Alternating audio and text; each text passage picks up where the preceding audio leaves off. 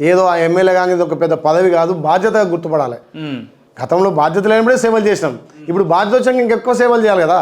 సేవలు చేయడానికే పదవి తప్ప ఏదో కార్లు వేసుకొని లేకపోతే ఏదో కాన్వాయ్ పెట్టుకొని ఏదో తిరగడం అది నా దృష్టిలో అయితే కాదు. ఎమ్మెల్యే పదవి అనేది ఒక సేవ చేయడానికి వచ్చిన పదవి అనుకుంటా తప్ప, నేను ఆల్రెడీ ప్రజలకు అప్పుడు కూడా చెప్పిన, నేను నాయకుడు కాదు, నేను సేవకుడిని, సేవ చేయడానికి ఒక అవకాశం ఇవ్వమని చెప్పిన. అందరు నాయకులు మాట్లాడినట్టు మీరు మాట్లాడు. అందరి నాయకులను చూసిరు, నన్ను చూస్తున్నారు మీరు. ఓకే, నిన్న 7 ప్రోగ్రాంలు చేసిన, 3 చావులకు పోయినా, 3 కార్యక్రమాలు చేసిన, ప్రతి గ్రామంలో ఎక్కడ 10 మంది ఉంటే అలా సమస్యలు తెలుసుకుంటున్నా. నేను ప్రజల నుంచి వచ్చాను కాబట్టి ప్రజల సమస్యల మీద స్పందిస్తా తప్ప ఏదో హైదరాబాద్ ఉండాలి, జూబ్లీహిల్స్ ఉండాలి, లేకపోతే మినిస్టర్ కోట ఉండాలి, నాకు ఇక్కడ మా ప్రజలు ఎమ్మెల్యే గెలిపిస్తే మా పార్టీ కూడా సేవకుడిగా సేవ అందిస్తున్నాను ప్రభుత్వ విప్ కూడా ఇచ్చారు. ప్రభుత్వ విప్తో పాటు మాకు మినిస్టర్ క్వార్టర్ కూడా ఇచ్చారు. నాకు అసెంబ్లీలో ఒక ఆఫీస్ ఇచ్చారు. కానీ నాకు అవసరం లేదు. అంటే కొన్ని కార్యక్రమాలు అక్కడ మంత్రులతోటి కానీ అక్కడ ఉన్నటువంటి ప్రభుత్వ కార్యక్రమాల కోసం అక్కడ ఒక రోజు స్పెండ్ చేస్తాం. కానీ ప్రజల కోసం ప్రజల మధ్య ఉండాలనేది నా ముఖ్య ఉద్దేశం. కాబట్టి నేను ఈ 5 సంవత్సరాలు కూడా ప్రజలకు అందుబాటులో ఉండి ఇక్కడ యాదగిరిగుట్టలో శ్రీ యాదగిరి లక్ష్మణస్వామి సన్నిధిలో ఆయన కాళ్ళకాడ ప్రజలకు సేవ చేసే అవకాశం ఇచ్చారు. కాబట్టి ఇక్కడి నుంచే పరిపాలన, ఇక్కడి నుంచే ప్రజా సేవ అందిస్తా, ప్రజలకు సంక్షేమాన్ని అందిస్తా. ఎన్నికల ప్రచార నేపథ్యంలో వ్యక్తిగతంగా మీరు మీ నియోజకవర్గ ప్రజలకు ఇచ్చిన హామీ ఏంటి, దాన్ని ఏ రకంగా పరిష్కరించాలని మీరు కార్యాచరణ చేస్తున్నారు? ప్రజలకు అందుబాటులో ఉంటా అని చెప్పిన, పేదోడికి ఏ ఇబ్బంది ఉన్నా మా బీర్లా ఫౌండేషన్ ద్వారా అంబులెన్స్ ఉన్నాయి, ప్రతి పేద కుటుంబం అందుబాటులో ఉండాలి. అదేవిధంగా గతంలో దివంగత ముఖ్యమంత్రి రాజశేఖర రెడ్డి గారు ఏదైతే 108, 104 చేసిండో వాటిని కూడా ఇంకా పునరుద్ధరించి వాటిని కూడా అన్ని రకాల ప్రజలకు అందుబాటులో ఉండటంతో పాటు మా ఫౌండేషన్స్ కూడా అంబులెన్స్ ఎమర్జెన్సీ ఉంటే కూడా పంపడానికి మేము సిద్ధంగా ఉన్నాం.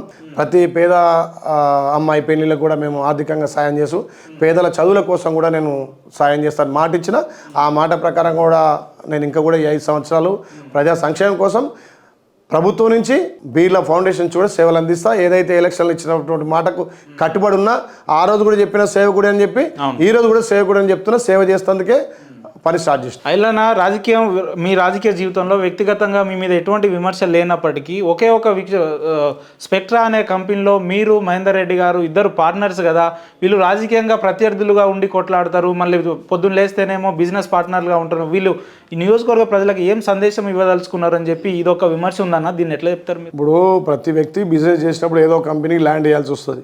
మేము ల్యాండ్ ఇచ్చినాం, మా ప్రత్యర్థి కూడా ల్యాండ్ ఇవ్వచ్చు. అంతంత మాత్రాన మేమిద్దరం మరి ఇంత కష్టపడి ఇన్ని రోజులు ప్రజలలో ఉండి కొట్లాడిన తప్ప ఇద్దరం ఒకటే ఎవరు కాంప్రమైజ్ అవుతాం కదా. కానీ రాజకీయం వేరు, బిజినెస్ వేరు.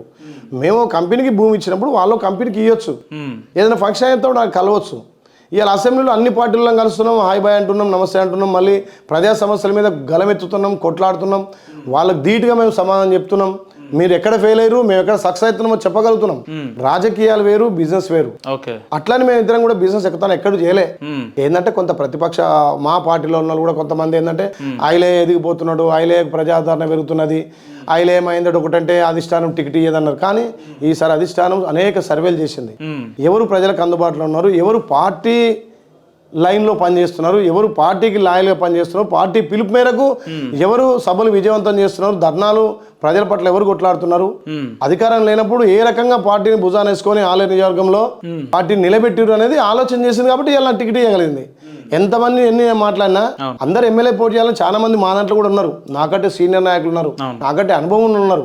కాకపోతే నేను ఒక సేవకుడిగా సేవ కార్యక్రమాలు ఇటు పార్టీ లైన్లో ఇటు ప్రజల లైన్లో ప్రజలకు అందుబాటులో ఉండి పార్టీకి కూడా పార్టీ ఇచ్చిన పిలుపు ప్రతి ప్రోగ్రామ్ దిగ్విజయం చేసాం. కాబట్టి ఇలా అధిష్టానం నన్ను గుర్తించి నాకు టికెట్ ఇవ్వగలిగింది.